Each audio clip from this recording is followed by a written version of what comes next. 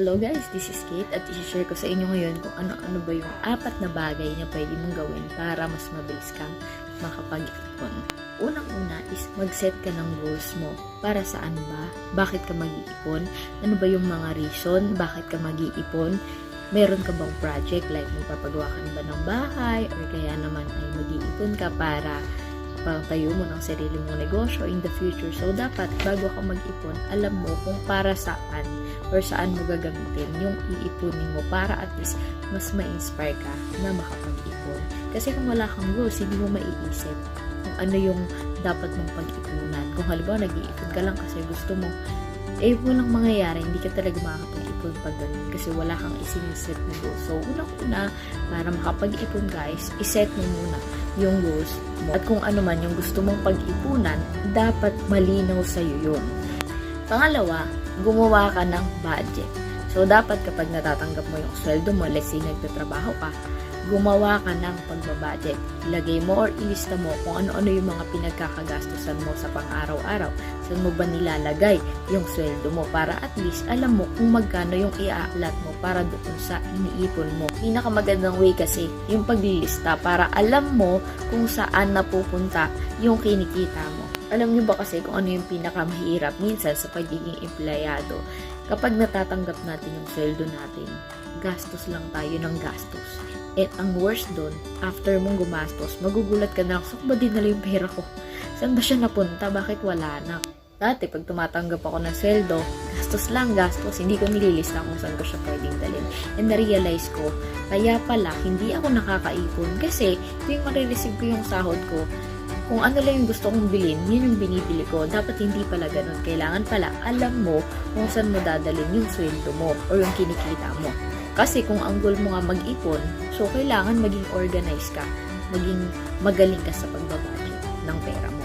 Pangatlo, kontrolin mo yung paggastos. Maging maingat ka sa paggastos ng pera na sinisweldo mo. Kasi sa totoo lang, pag nakakatanggap tayo ng sweldo, marami tayong naiisip bilhin.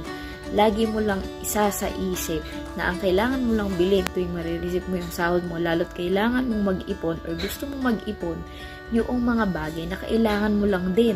Huwag kang gagastos ng mga bagay or sa mga bagay na hindi mo naman kailangan. Kapag talaga gusto nating mag-ipon, kailangan nating maging practical.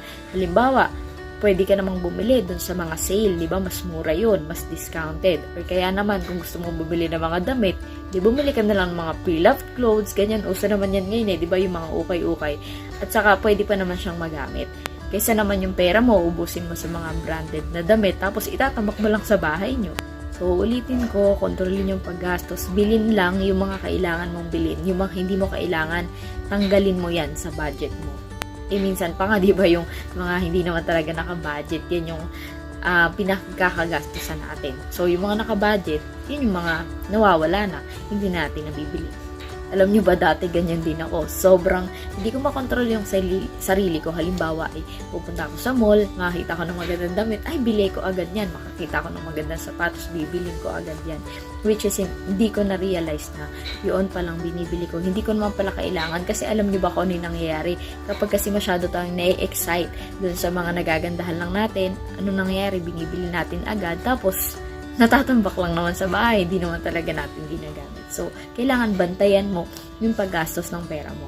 At ika-4, pumili ka ng tamang investment. So, kailangan kung gusto mong mag-ipon, huwag kang makontento sa sinasahod mo lang. Kasi alam naman natin na kapag empleyado ka, hindi ganun kalaki yung sinasahod natin. Kasi usually, yung sahod natin napupunta lang sa mga gastusin, sa mga pagkain natin sa araw-araw. Let's say, kung ikaw naman ay isang anak, tumutulong ka syempre sa parents mo or kapag may kapatid kang nag-aaral, doon napupunta yung sinisweldo mo.